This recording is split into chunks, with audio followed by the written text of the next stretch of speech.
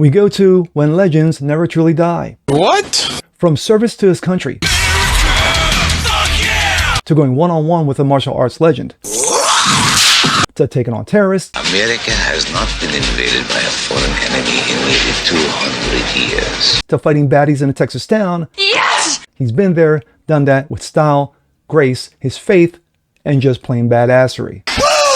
And now the Lord has called him home. I'm Jasper Gonzo, and this, we take a look at the life and times of Carlos Ray, better known as the Immortal One. Chuck Norris. And it's what's next.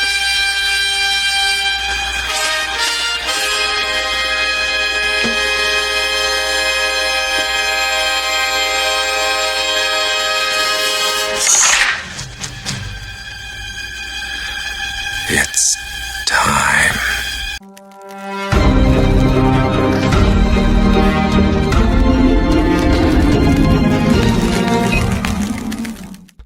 What's up, everyone? Jasper Gonzo, what's next? Your daily dose. Hope you guys are feeling good today on this Saturday. Of course, it is the weekend edition, and it is a very special one indeed, and a sad one. Well, I'm sure after the news has gone around the world the last 24 hours, people have chimed out left, right, and center from all parts of the globe in regards to the impossibility that this can never happen because he's immortal.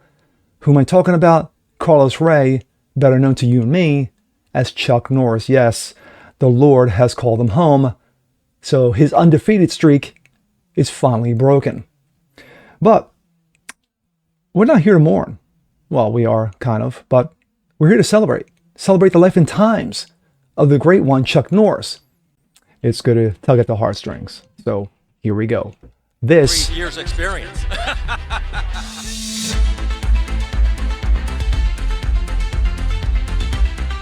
Well, you've done at least 21 movies. What made you decide to tackle weekly television? The project. When this project came to me. And of course, he was doing a number of films by the time Texas Walks with Ranger came along. And he spent almost 9 years. And it was a hit show. And it just felt right. Now you know him as, as Cordell Walker, Texas Ranger. About a Texas Ranger, it was the kind of character that I thought that I would enjoy playing week after week. Let's get it on.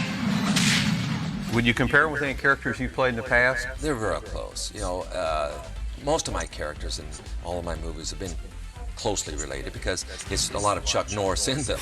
You never heard of Chuck Norris? 4-time world karate champion? 6. Chuck Nice.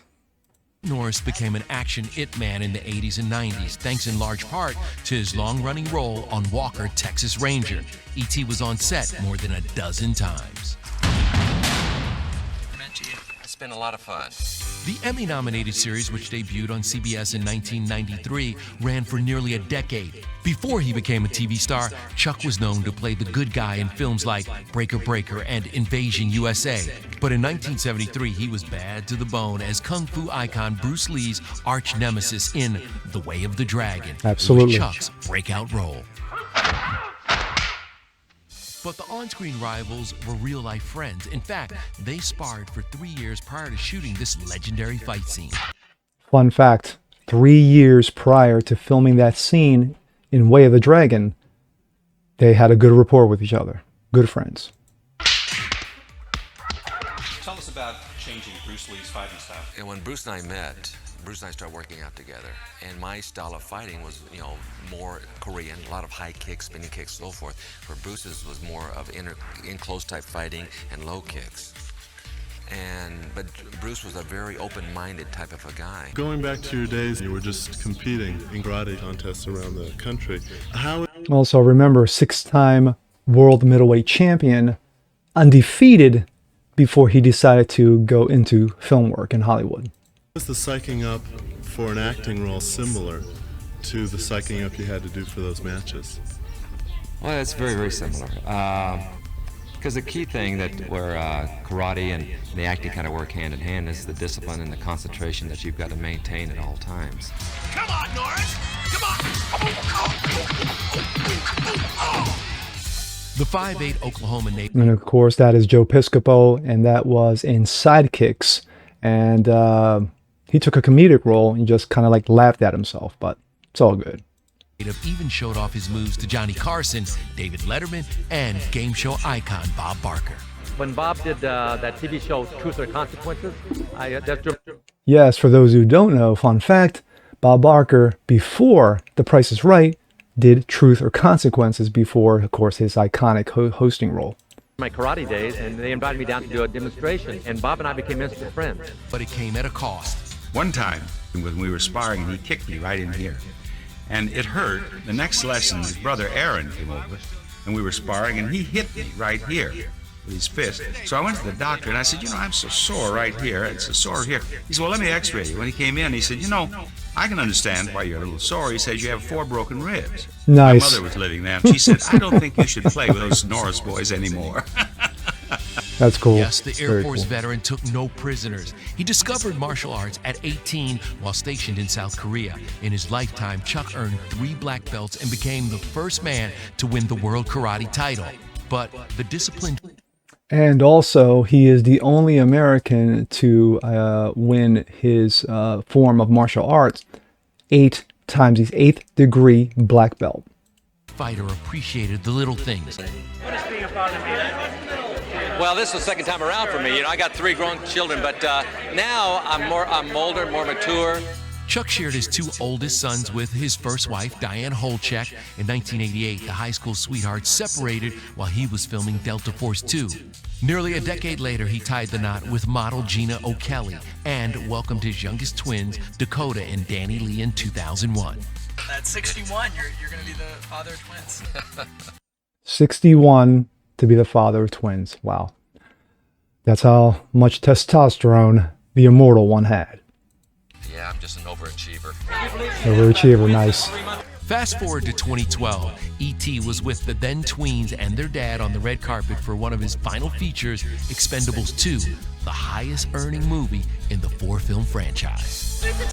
To basically call all the old heads that Stallone did in Expendables 1 to bring them back and add a few more, and you had to bring in Chuck Norris. There was no ifs, ands, or doubts about it. You had to bring him in, or the movie, in my opinion, wouldn't have been as good as it was. Toughest out of all of you guys. Sly? That's a tough question to answer. Of course, I'm gonna always say I am, and Sly's gonna say he is. He played the character of Booker. Hey, Booker, great to see you. I've known Sly and Arnold and Bruce since the 60s and 70s, and so it was a lot of fun working with them. But you guys still know how to kick some you-know-what.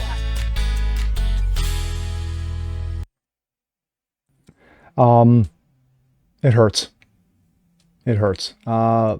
Watching Chuck as a child, I can remember the first time that I watched Way the Dragon. I might have been 7, 8 years old at the time, and I was just floored by Bruce Lee. But at the same time, Chuck Norris was bad. He was just bad. Every single movie he's played in, he was bad. But surprisingly, there's only 2 times in his film history or television history that he's ever played the baddie. That was, of course, going up against Bruce Lee in Way of the Dragon, and also Slaughter in San Francisco. I think a movie that Chuck doesn't want kind of remember it but bad dubbing, bad fighting outside of Chuck Norris's fighting, of course. But Chuck Norris, he played the baddie. So if you get a chance, check it out. In my opinion, it's a one and done. It's not the greatest of kung fu flicks, but you could clearly see that Chuck was a badass.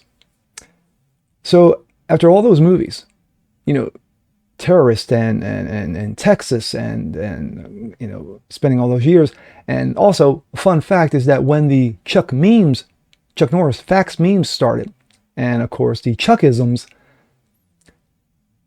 it got so big that after 4 years of retirement from Texas, Walker, Texas Ranger, CBS called him out of retirement to do another Walker film because of how prevalent these Chuck Norris memes and basically reignited his career.